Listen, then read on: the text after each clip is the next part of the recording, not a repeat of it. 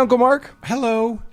Listen, when you're cleaning your apartment, what is your favorite multi-purpose cleaner to use? Well, I mean, I got a lot of clubs in that bag, Dan. I figure you do. Yeah. You're not like too uptight, but you're a fastidious fella. I'm a fastidious fella. I run a tight ship over here. Yeah, indeed. Yeah. Have you tried Alawite? It is. It keeps the whites white, and the I have no idea what that word means. I just learned about it. Well, let's see if Doug can give us a ShamWow presentation on this exciting new product. Well, let me put down two markers here. One, I want everyone to recognize that Uncle Mark used a golf metaphor. Yeah, which is well outside of his religion. Quite by accident. Yep. Yeah. And I am fully aware of doing a segment that looks suspiciously like all a white in this particular moment in time. But here we go. Yes. Let's dive right the fuck in. Let's do this. What could possibly be more appropriate than the three of us doing a segment called All White? It has been the long-standing opinion of this podcast that religion has the tendency to cause harm. What? I know. Going on a limb. And when that harmful influence is married to government power, very bad things happen. We are witnessing this in our own country as we speak, as evangelical Christians constantly attempt to cram their religious beliefs down our throats, to overextend that metaphor.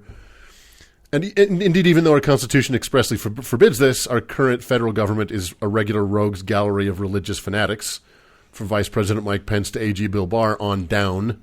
These are indeed dark times. Don't forget Pompeo. I won't. How can I forget Pompeo? Betsy DeVos. We could keep going. Yep. We can keep going for the rest of the segment. And these are dark times, but as Rust Cole said in the final scene of True Detective, while looking up at the night sky, it's just one story, the oldest, light versus dark, and once there was only dark, if you ask me, the light's winning. A strangely hopeful moment in that show. So very, very, very it's an odd way to end that show. Yeah. So while we struggle to keep church and state separate in our country, let's take a look at a place where those two things are inextricably linked. And spoiler alert, it doesn't end well. Today, let's talk about the Alawites. So, pronunciation disclaimer, I'm going to say a bunch of Arabic words wrong, so sue me. I'll do my best. I mean, you're on Arabic. My Spanish is atrocious. We got Mark over there trying to do some Vietnamese. It's fine. We can't even pronounce English. That's right. I think everybody knows. Right. So the Alawites, or Ansariya, or Nusariya, depending on where you are in history and or which invading army you belong to, are a sect of Shia Islam, although it's a stretch to call them a sect because they are pretty different. They are often referred to as a mystical branch of Islam.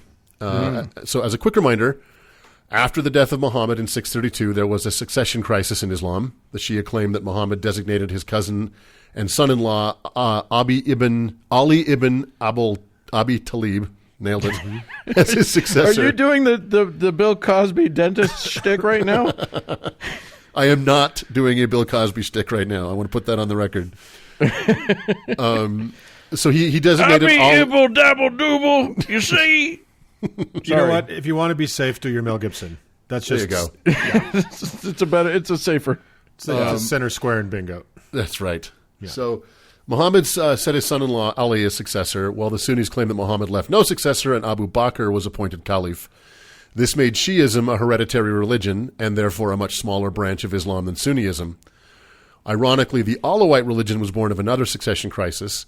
After the death of the 11th Imam in 873, Ibn Nasiriyah claimed to be the 12th Imam and broke from Shia Islam in and around the Aleppo region, which today comprises northern Syria and southern Turkey. Now, in order to prevent a succession crisis from happening on the How to Heretic, I would like to officially designate Bronson Pinchot, who played Balky in Perfect Strangers, as my successor, as leader of this podcast should I fall in battle. Sure. Crisis. I was hoping for that. Frankly, I think we can get him. But he has to be in character as Balky. Bartakowitz. Bartakowitz? Was he Jewish? Bartakamus. Yeah. Back to the story. The Alawi quickly diverted pretty significantly from Shia Islam and borrowed heavily from the other religions in the region, including Gnostic, Neoplatonic, and Christian traditions. So they allow themselves to drink wine in moderation, but usually only by men. It seems that one of the only things all these traditions had in common was disdain for women. Sure. They celebrate a form of Mass, and they also celebrate Christmas. They venerate. It's interesting. They venerate Christ and Mary Magdalene, various saints, as well as obviously Muhammad, Plato, Socrates, and Aristotle as well. They do believe in reincarnation, but very much like the Buddhists, your next form depends on the works of your life today. But unlike the Buddha, what's that? That's nowhere else in Islam, right? Nowhere else in Islam, as far as I know. Don't at me. I don't think so. Yeah, I don't think that reincarnation is part of their deal. I mean, you can add us. You can teach us something about Islam. That's okay. I don't want to learn. But unlike Buddhism, this reincarnation cycle does not go on forever. You kind of get through it, within a few lifetimes. The Quran is not their only holy book. They also have a book called the Khatib al-Majmu, which is a collection of teachings that make up the doctrine of Alawi. Definitely nailed that name. I'm sure I did. They do not publish this book and claim that the only extant copies are passed from teacher to apprentice. You hear that, Mormons? Just because you have it doesn't mean you have to pass it around. It was just stolen like with COVID-19. Exactly. The Khatib was stolen and published by the French during their occupation of the region because everyone in history was an asshole. More on the French occupation in a minute. The Alawites consider Christians and Muslims to be heretics, and the feeling is more than mutual. Unsurprisingly, the Alawites have been persecuted throughout history by every invading army to come through.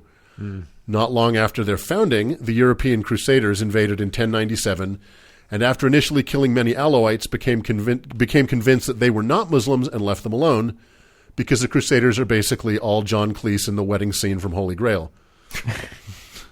The Alawites were not so lucky with the Sunni Ottoman Empire, which persecuted them brutally, pausing only to massacre them. During this repression, the Alawites became skilled guerrilla fighters and maintained their autonomy in the mountains of that region. After World War I and the fall of the Ottoman Empire, the League of Nations mandated the region to the French, who carved up the region into small ethno-states, including a small coastal Alawite state, marking the first time the Alawites were in control of their own fate. This lasted until the end of World War II and the fall of the French Empire, at which time the several ethno-states unified into modern-day Syria. So the Alawites were kind of aware that everything worked out great. Everything's been fine since. Yeah. In joining Syria, the Alawites knew they were going to be giving up their state was very, very small. The Alawite state was very small. And they knew that they didn't really have a future by not banding together, but they knew by banding together they were going to lose some power. So as the militaries of these states integrated, the Alawites maintained a secret network that eventually took power in 1970 in a 1970 coup led by Air Force General Hafez al-Assad. Yeah, the fact that an Alawite had seized power in a majority Sunni country was unthinkable. Right. It would be like a Jew becoming Tsar of Russia or a dim-witted racist failed casino owner becoming president of the United States. It just doesn't happen. It's absurd. It's impossible. It's impossible. The Alawites are considered across Islam as heretics, and they only make up 12 to 14% of the country, so their ascension to power was surprising.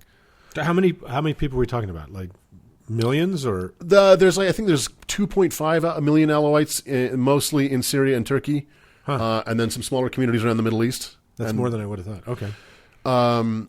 So, and there's the ones in southern Turkey are separatist, but they as are all ethnicities in Turkey basically. Right. Now the coup that put Assad in power was only the most recent in a series of coups, and Assad knew that it was only a matter of time before someone came gunning for him. So he set about making Syria basically coup-proof, and the way he did this was pretty savvy. Can you say that word again? I really enjoyed that. Coup-proof. Sorry, keep going. I know I'm murdering every language I come in contact with. That's what a French magician says, isn't it? Coup-proof.